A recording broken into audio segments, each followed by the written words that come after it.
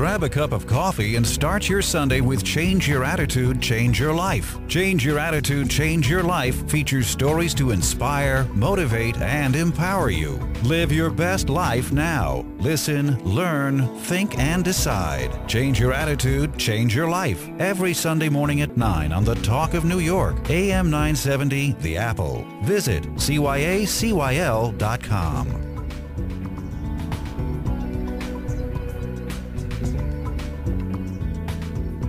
Hi, this is Change Your Attitude, Change Your Life. I'm Joan Herman. Thanks for tuning in. If you have young children or any knowledge of children's books whatsoever, then you are familiar with today's guest, Mo Willems. Mo is an award-winning author and illustrator. His books are perennial bestsellers. Mo's work includes Don't Let the Pigeon Drive the Bus, Knuffle Bunny, There is a Bird in Your Head, and Are You Ready to Play Outside? His latest book is called Hooray for Amanda and Her Alligator. In addition, Mo worked as a writer and animator for Sesame Street, where he earned 6 Emmy Awards. He created 2 animated television series, The Offbeats for Nickelodeon's Kablam, and Sheep in the Big City for Cartoon Network. Mo also worked as head writer on the first 4 seasons of Codename Kids Next Door. Good morning, Mo. Thanks for joining us. Good morning. Happy to be here. That bio makes me sound like I should be tired. It's quite impressive, but you know what I was going to say? It sounds like you have this tapping into our inner child down pat. No, I suppose my biggest realization about kids is that kids are human beings. They're like us, you know. So I'm tapping into my inner human, perhaps. Well, you know, and that's one of my questions, but since you brought it up, let me ask you, are adults and children the same? Do you write in the same way that you would probably approach it for an adult with a message? Well, no, I don't write messages because I'm not a manual writer, and I'm not a minister either. So I write stories. And my realization is that kids and adults, the difference between us is that we're taller, basically. What children don't have are 2 things. One, they don't have cultural references like we do. And that's just because they haven't been around as long as we have. You know, they don't know what the Arc de Triomphe means or the Super Bowl or the difference between a Cadillac and a Fiat or something like that.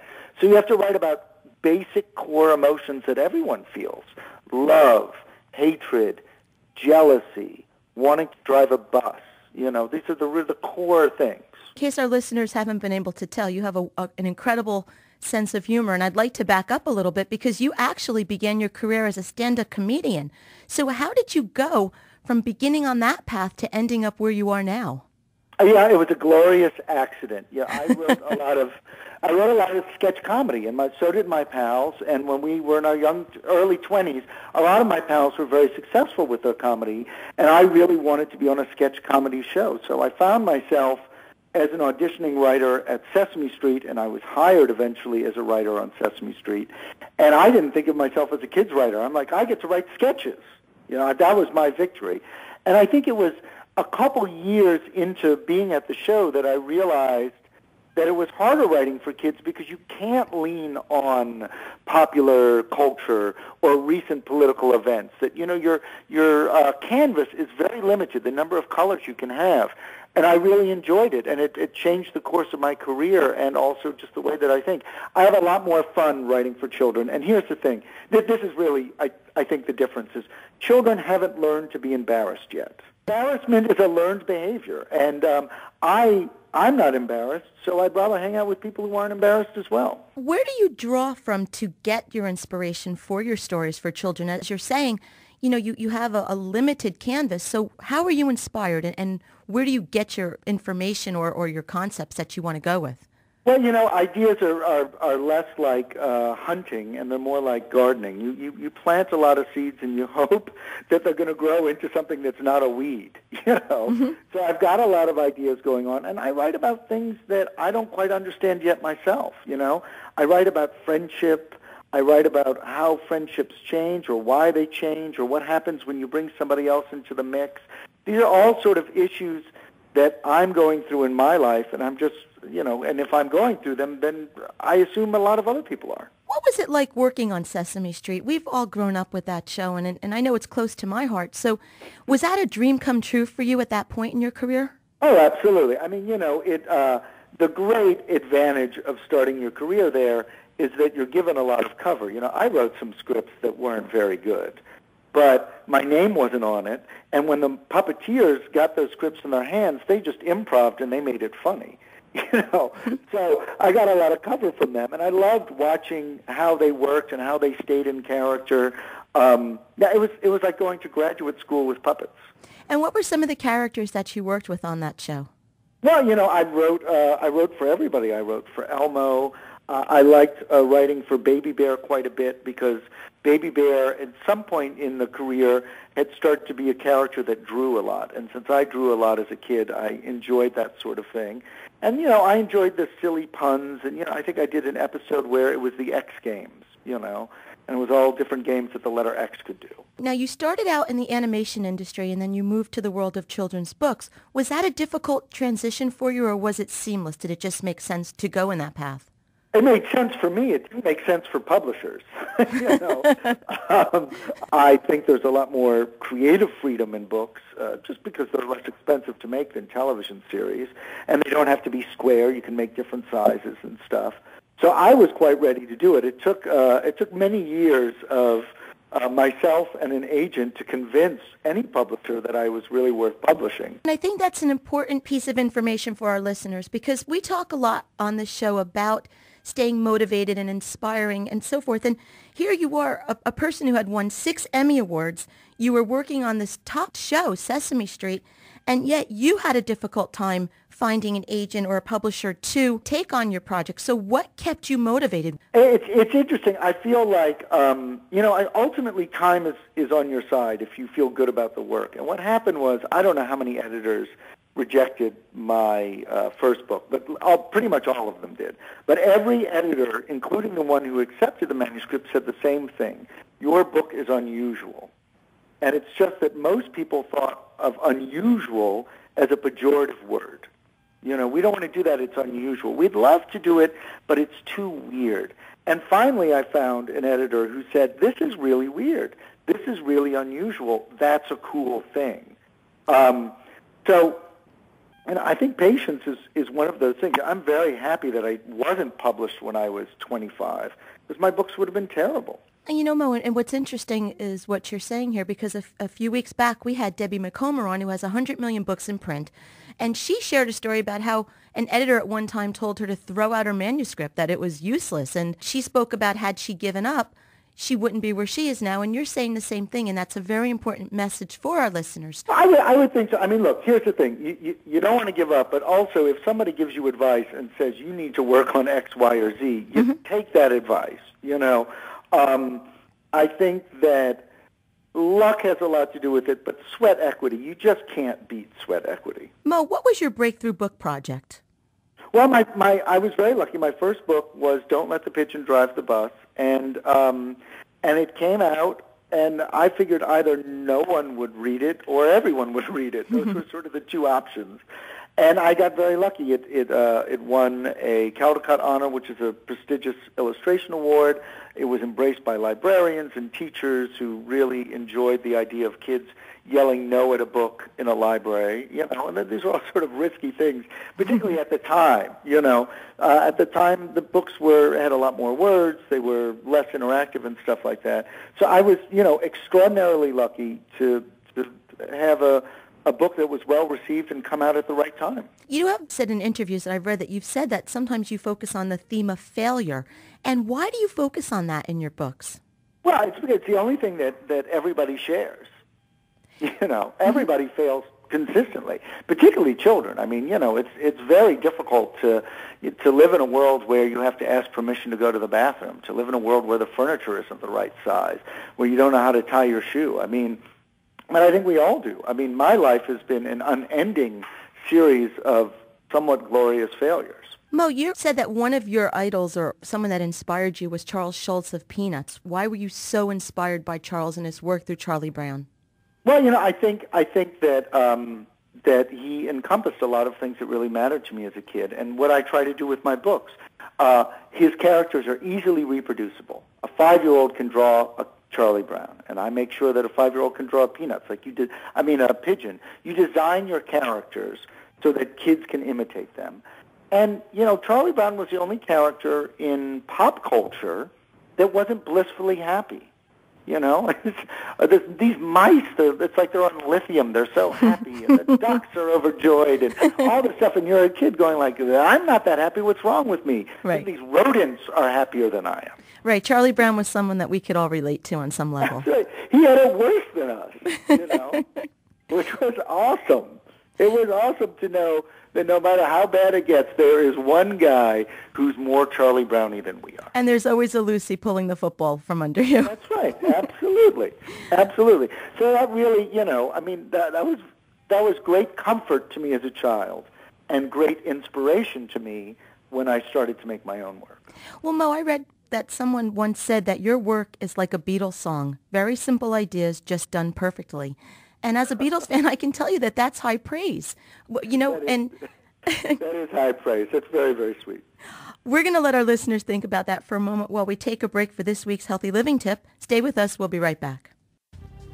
Hi, my name is Dr. Michael Sapienza, board-certified chiropractic physician and director of Mecca Integrated Medical Center located in Fairfield, New Jersey. Did you know low back pain is the #1 cause of disability in the United States, and that studies have shown 80% of the population will experience low back pain at some time in their lives? One of the many causes of back pain is improper sleep posture and position. When putting the spine and neck into positions that are stressful to the body, we increase our chances of causing low back pain as well as pain to other joints of the body, including our shoulders and hips. Sleeping on our sides is a great way to achieve optimal sleep posture. Putting 2 pillows in between our knees in this position ensures that there are no unnecessary strains put on the hip joints. For those with shoulder pain, it is recommended to sleep on their backs with 1 to 2 pillows under the knees to take all pressure and strain off of the low back muscles and avoid further injury to the shoulder joints. So to review, the best sleep positions for avoiding back and joint pain are sleeping on our sides with 2 pillows in between our knees or on our backs with 1 to 2 pillows under our knees. The worst position to sleep in is on our stomachs, and we should take the proper precautions to avoid this position whenever possible. Sleep posture is one of the several causes of low back pain. While changing the way we sleep may rid us of achy backs and joints, there are cases which require further treatment and intervention. Mecca Integrated Medical Center specializes in comprehensive, state-of-the-art, non-surgical treatment of back and neck pain. If you or someone you know is in pain and would like a complimentary consultation with one of our doctors, please contact our office at 973-943-4300 or on the web at www.meccamedical.com. Change your attitude, change your life, and big, believe, inspire, grow. Salute the entrepreneurial spirit of small business owners, people who follow a dream, work hard, and make it happen. This week's Spotlight on Veer Boss is brought to you by VMM Benefits, a voluntary benefits specialist. Call VMM at 201-697-0203. Veer Boss is a presence and image enhancement firm. At Veer Boss, they work with you to craft and create a presence that enables you to know who you are and what you stand for, from head to toe, from inside out. Veer Boss's vast array of services include skin, wardrobe, and presence enhancement analysis, personal shopping and special event styling, and etiquette seminars. In addition, Veer Boss offers corporate training group workshops. Call Veer Boss at 908-400-6828 to schedule a complimentary skin or wardrobe analysis. Their experts would love to discuss how they can help you enhance your image and elevate the presence that you project.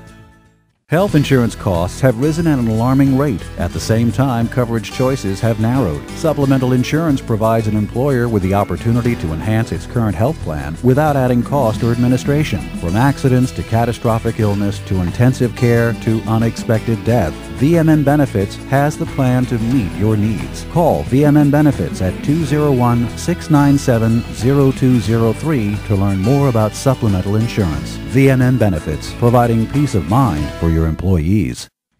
Hi, I'm Judy Schumacher-Tilton, owner of Schumacher Chevrolet in Little Falls. We have been in business for 78 years and are part of the new GM. Please stop by and see our complete line of beautiful fuel-efficient vehicles. Our dealership has built a reputation on providing courteous, honest service. We are family-owned and operated. Come join the family. Call Schumacher Chevrolet at 973-256-1065. That's 973-256-1065. Or visit SchumacherChevy.com. Are you thinking of buying, selling, renting, or refinancing a home? Let the experienced and dedicated real estate professionals at Williams Realty Investment Group find the solution to meet your needs. We are a family-oriented business and are dedicated to helping you explore the options available, including mortgage modification and foreclosure prevention. Williams Realty is conveniently located in West Orange, New Jersey. Timing is important, so call today, 973-243-1700. That's 973-243-1700. Williams Realty Investment Group, making a difference in your community. Change Your Attitude, Change Your Life now has a monthly free digital magazine that can be mailed to your inbox or read online at cyacyl.com. Each month, nationally recognized leaders in their fields, such as Joel Osteen, Shaun T., Tanya Brown, Ed and Deb Shapiro, Food Network's Robert Irvine, plus many others, provide the tools that you need to inspire and motivate you. We believe in a holistic approach to life, incorporating mind, body, and spirit. As philosopher Francis Bacon said, knowledge is power. Take the wisdom provided in the publication and apply it to your everyday life. Visit cyacyl.com for more information or to begin your free subscription. That's cyacyl.com. Welcome back to Change Your Attitude, Change Your Life. I'm Joan Herman, and our guest today is Mo Willems. Mo is an award-winning author and illustrator. His books are perennial bestsellers. Mo's work includes Don't Let the Pigeon Drive the Bus, Knuffle Bunny, There is a Bird on Your Head, and Are You Ready to Play Outside? His latest book is called Hooray for Amanda and Her Alligator. In addition, Mo worked as a writer and animator for Sesame Street, where he earned 6 Emmy Awards. He created 2 animated television series, The Offbeats for Nickelodeon's Kablam, and Sheep in the Big City for Cartoon Network. Mo also worked as head writer on the first 4 seasons of Codename Kids Next Door. Mo, let's talk a little bit about your process when you write a book. What goes into it? Just give us an idea briefly. What is it like, and how much time does it usually take to create a book? You know, it's a tricky question because you spend a lot of time thinking about the stories before you actually start writing them. Sometimes I think about stories for a year or two, sometimes up to 8 years before the idea seems strong enough to be made. Here's the key. Making a children's book is incredibly difficult. But if anybody notices that it's incredibly difficult, you've failed. So a lot of the work is to try and make it look like it was easy, like you just knocked it out in 5 minutes. I don't want somebody to read a book and go, oh, that must have been really hard to make. You know, that's not praise. You don't go into a restaurant and order a meal and say, boy, that must have been difficult to cook. You say, boy, that was delicious. So it takes a long time, and hopefully it doesn't look like it. Mo, are your characters alive for you? Are you able to put them away when you begin work on a new project? You know, not the pigeon. The pigeon is always pecking at me, angry that I'm working on a new project, which is why he sneaks into every book that I've ever made. He's always there on my shoulder, pooping on my other ideas. Do you think you're the pigeon, Mo? No. The pigeon and I may have some things in common. We like to be loud, and our feathers get ruffled perhaps more often than should be. But the pigeon is a fully formed character. I hope that I am not as neurotic as that bird. Now, you've written stories for television and books. Is the storytelling process the same? I think at its very, very fundamental core, yes. You know, telling a story involves trying to find some sort of a hook that an audience is going to be interested in and having fully developed characters. I think that once you get past that, it's very different. You know, television has serious requirements. A show like an episode of Codename Kids Next Door is 11 minutes. It's not 11 minutes in 5 seconds. It's not 11 minutes in 2 seconds. You know, it's 11 minutes. So you have all these constraints. And in books, you can make longer books, you can make shorter books, you can make taller books, skinnier books, and that allows you to tell the story up until the point where it doesn't need to be told anymore. Do you think that it's important for us to reinvent ourselves? Because you seem to have done that in your career. Do you think that keeps us alive? Reinvent, I have a little bit of a problem with that term, and I haven't thought about it much, but reinvent implies that your past self is somehow useless. And I think that you need to constantly grow. Like a shark, you always have to move, but your past is so important, even if it didn't work out, you know. Mm-hmm. I've learned much more from my failures than I have from my successes. And so I wouldn't want to reject my past, I just don't want to be the same guy that I was 20 years ago. You know, it's interesting that you said that because I had never thought about the word reinvent in that way, and I'm glad that you pointed that out to me because you're right. You are absolutely right about that. Do you think that as adults we're too serious? Have we forgotten how to be children? Yeah, I mean, I have. I think it's, it's tough. We live in a tough culture. There are a lot of pressures. There's a lot of peer pressure. There's a lot of financial pressure. There's a lot of time pressure. I am finding more and more that it is important for me to try and unplug. And that used to be a metaphor, but now it's physical. Let's just get rid of all of these gadgets in my life and just hang out. So one of the things that I do with my family every night is our dining room has a big piece of paper, and that's our dining room, our whatever. It's where we put our plates on. Sorry, I'm losing the words. But we draw every day. So at the end of dinner, we sit and we just doodle for half an hour on this big piece of paper. And it's a wonderful time. It's a great time. We get to talk about things we wouldn't talk about otherwise. We get to laugh. We get to make jokes. And all of those drawings are going to be recycled the next day. So nothing is precious. It's just fun. Well, and I'm wondering, too, do you think that's a way for your children to express inner feelings about maybe what's happened to them throughout the day? I'm sure it is, but, it doesn't have to be. It's just fun. And if you get to some sort of deep, thing or deep meaning through a drawing, that's great. Let people work things out. But not everything has to be quality in that sense. You can just have a good time. There's nothing wrong with having fun. And I think you just answered the question because, again, I'm thinking so linear, but you're right. Just have fun and tap into that inner child, and that's great advice. Your sense of humor is so rooted in a child's world, but I have to tell you, you're funny. I've read your books, and have you ever thought about writing for grown-ups? Yeah, well, again, I don't see adults or children. It's really all the same to me. If you're writing for adults, that means you're not writing for children. I'm writing for everybody. I'm writing for absolutely everybody. Why would I cut off half my audience by writing stuff that children can't read? Mo, do you have any advice for people that may want to break into this line of business? Yeah, I would say worry less about breaking into the business than writing something superlative. I mean, ultimately, if you make something superlative, it will be found. So you have time on your side, and I find that a lot of aspiring, not writers, or if you write, you're a writer, but aspiring to be published, they spend more time worrying about, should I get an agent, should I do this, should I do that, than just focusing on the work itself. Now, Mo, this is just as an aside because I found this information fascinating, and I know that you talk about wanting work to seem like it's easy and that it wasn't difficult, but can you just give our listeners some information about, in a cartoon show, how many cartoon drawings are in an average cartoon show, and how long does it take to create an episode? I found this fascinating. Well, I mean, for a 22-minute cartoon, you're probably looking at about 15 to 20,000 drawings going across your eyeballs. Probably about 10 to 20,000 preparatory drawings done. It's about an 18-month process involving usually about 50 to 70 people working full-time in the States and 200 or 300 in Korea, where a lot of the animation is done. I mean, we have an expression. We say it's tedious, but it's boring. Well, and I have to say, when you sit down and you watch a cartoon show with your children, I mean, I know I had no idea what went into it. So you have all achieved that goal of making it look easy because I never would have known that, 20,000 sketches into that.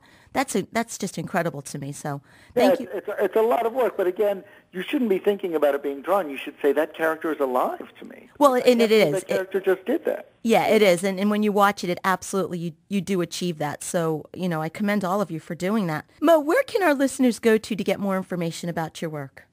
Well, it's sort of a hub for a bunch of websites is mowillems.com. And from there you can link to sites that are great for kids that have lots of little animated games and information about the books and contests. And also you can find out all the books and toys and games that I have on other sites. I have a blog on a site, so that's really a little bit more for teachers and grown-ups to talk about the process and the work that I'm doing. So mowillems.com is really the hub. And as always, our listeners can visit our website, which is cyacyl.com. It stands for Change Your Attitude, Change Your Life. While on the site, read our digital magazine, listen to past shows as podcasts, and sign up for our mailing list. Again, Mo, it was such a pleasure having you here today. I hope that all of our listeners get a copy of your newest book, Hooray for Amanda and Her Alligator. I enjoyed reading it. I actually gave a copy to one of my friend's children this past Easter, so I thank you very much for that. And best of luck with your work. It's very exciting. Rock on. Well, thanks so much. It was a fun chat. This is Joan Herman, and this is Change Your Attitude, Change Your Life. Thanks for tuning in.